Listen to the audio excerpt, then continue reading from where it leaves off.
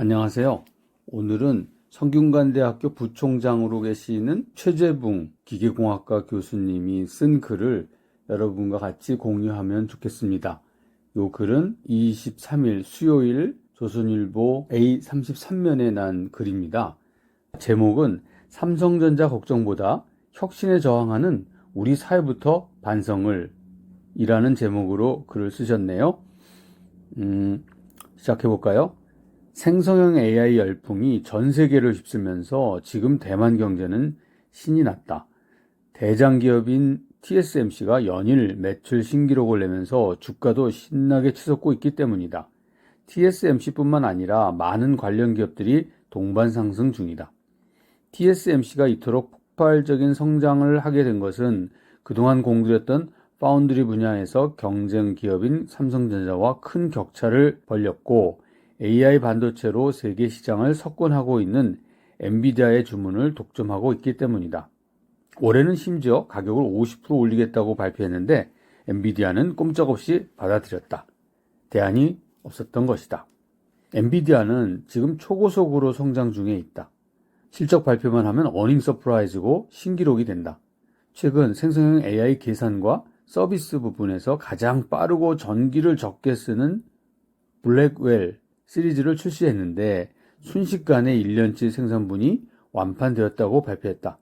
시총도 4,400조 원을 돌파하며 마이크로소프트를 꺾고 애플에 이어 세계 2위 기업으로 우뚝 섰다. 이렇게 내놓은 상품마다 완판이 되고 그것도 서로 달라고 아우성이니 기업은 신이 날 수밖에 없다. 그런데 제품에 들어가는 GPU 칩을 만들 수 있는 기업이 TSMC 하나뿐이니 가격 협상도 불가능하고 돈을 내면서도 항상 의뢰처지에 있다. 이러니 대만은 신이 날 수밖에 없는 것이다. 그런데 TSMC는 어떻게 세계 1위의 반도체 제조기업이 되었을까? 우리나라는 삼성전자와 하이닉스를 중심으로 반도체 산업에서도 메모리 제조 분야에 집중해왔다. 그래서 지금도 메모리만큼은 세계 시장 점유율 1위가 된다. 반면 대만은 주문한 반도체를 생산하는 파운드리 분야에 집중 투자해왔다. 반도체 산업 도전 시기에 이미 미국과 일본이 시스템 반도체와 메모리를 모두 선점하고 있던 탓에 하청 생산에 집중하는 전략을 택했기 때문이다. 그래서 브랜드 네임은 없지만 주문받은 반도체 생산 기술만큼은 세계 1위로 키워냈다. 그런데 파운드리 시장이 점점 성장하기 시작했다. 삼성전자는 메모리 분야에서 번 돈을 대거 투자해서 파운드리 산업에서 TSMC를 추격하는 노력을 해왔는데 이 기술 격차를 극복하는 길이 험난했다. 우리만이 아니다. 반도체 산업의 황제라고 했던 인텔도 결국 이 도전에 실패하고 적자를 기록하며 주가가 하루에 26% 폭락하더니 지금은 구조조정과 M&A라는 최악의 상황에 직면해 있다. 그만큼 기술이 어렵다는 뜻이다. 실제로 최고 기술이라는 3에서 5나노 반도체 제조 기술이 TSMC 시장 점유율은 무려 92%에 달한다. 그야말로 싹쓸이 하고 있는 것이다. 이렇게 어려운 걸 대만이 해낸 것은 여러 요인이 합쳐져서 생긴 것이지만 무엇보다도 대만 국민이 반도체 산업이 우리의 살 길이라고 합의하고 세계관을 바꾼 노력이 가장 큰 역할을 했다. 대만은 일찌감치 반도체 인문교육을 고등학교 필수 과목으로 도입했다. 말하자면 2,500만 대만 국민들에게 반도체는 기본 상식이라고 선언한 셈이다. 당연히 관련 학과가 많아지고 좋은 인재들이 많아졌다.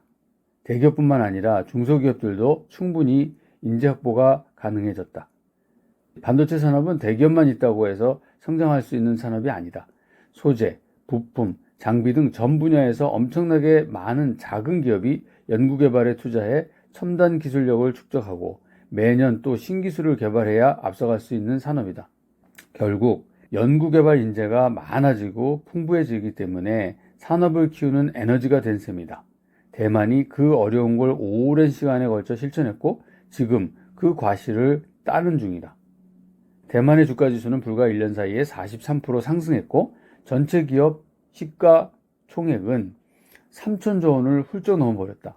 인구가 2배인 우리나라의 같은 기간 코스피 지수는 10% 상승에 머물렀고 전체 시총 합계도 2,600조 원에 불과한 걸 보면 반도체 산업의 성장이 가져다준 열매는 정말 달콤해 보인다.